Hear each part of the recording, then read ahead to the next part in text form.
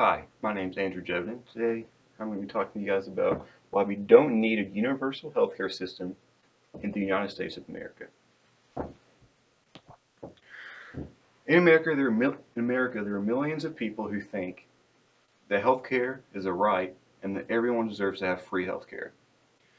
Now, while I do agree that healthcare is a right, I don't think that a universal healthcare system is the way to go. Now, there are a few problems with this. It would be extremely expensive. Secondly, the quality of a universal healthcare system is lower than that of a privatized system. And thirdly, it would cause a loss of jobs and lower pay for people in that field. So first, let's talk about why it's expensive. Now, I got this information from Bernie Sanders' proposed plan to pay for his universal system that he was going to implement in America. He wanted to impose a 2.2% healthcare tax, and on top of that, he wanted to impose a 6.2% payroll tax. Now, together, this is going to equal approximately 8.4% total per year for the ordinary person. Now, this would result in a smaller economy because this would change the GDP by 13%. So instead of it being an average of 8.4% or even lower than that per person, due to the change in GDP, lowering by 13%, would actually equate to at least a 12.84% decrease in everyone's income per year. And on top of that, he made a lot of changes to small businesses, such as changing regulations that limit the amount they could be taxed, and other things that help protect small businesses that bigger businesses may have abused. Next, let's talk about the lower quality healthcare that a universal system will provide. One major thing that a universal system would cause is increased wait times. From Steven Crowder's documentary, The Truth About Universal Healthcare, he went to Canada to test the healthcare systems himself in person with a few of his buddies. And what they found out was it would take at least or around 2 to 6 hours just to see a doctor at one of these clinics. And even then, they would usually refer you to a more specialized doctor to treat you. Another thing with these clinics is that they have very bad availability. They're only open on weekdays, so they're closed on weekends, Saturday and Sunday, and they aren't open for very long. And the third thing is, a lot of people who work for these systems know how long it takes and how frustrating and inconvenient it could be, especially depending on the severity of your injury. So they will refer you to a private clinic knowing that that way would be better and more efficient in the long run than trying to wait for the free healthcare that you might receive after, frankly, a couple years of waiting.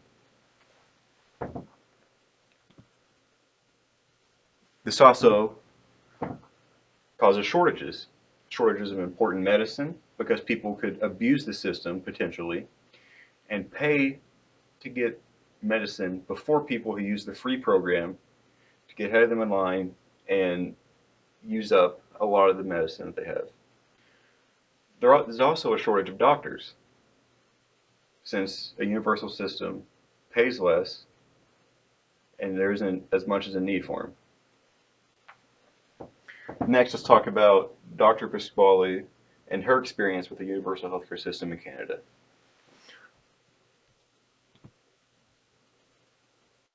Hi, this is Dr. as well. I was at the emergency room where they diagnosed me with a hairline fracture. And they gave me a boost and told me I could just walk out of there and everything would be fine. Well, I couldn't bear any weight on my foot because it wasn't a hairline fracture. It was actually a complete break. And actually, after reviewing the x-rays, I knew I shouldn't bear weight on my foot. So needless to say, I didn't get the most accurate diagnosis. Well, let's talk for a minute about the Canadian healthcare system. It's like Medicare for the United States, but it's not just for people over 65.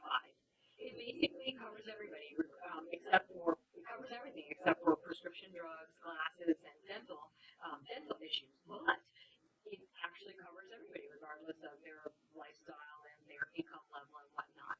Now, in some ways, it can be really good because everybody gets health care in that way. But the problems associated with the system are the fact that they have severe physician shortages because it doesn't compensate very well. The other problem is the timeliness of care. Often people are waiting for a very, very long time to get their procedures and surgeries or diagnostic tests done, which might not be the most efficient system. So the bottom line is it's kind of nice to talk about around election time because So with Dr. Pasquale, she experienced firsthand just how inconvenient a universal healthcare system could be with the really increased wait times and the shortage of physicians and doctors available to see you. Next, let's talk about how it hurts doctors and other people's jobs.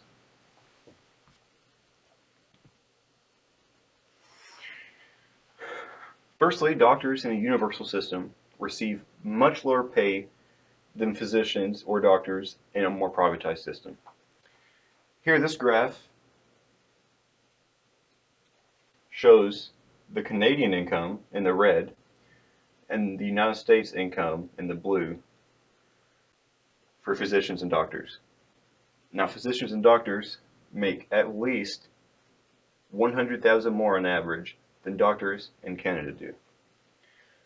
And because of this loss in money and income that would come from a universal system, we would see a very large shortage and loss of doctors.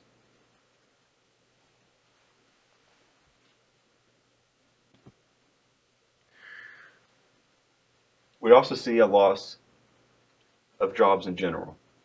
Many private companies would fall under because people would switch from the private company to the universal system that we just implemented, since they're already paying for it and there would be no point to pay even more for the private companies.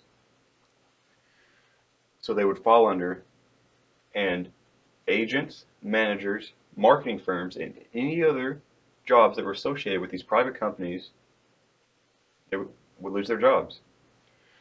So hundreds of thousands of more unemployed people would result from implementation of a universal healthcare system.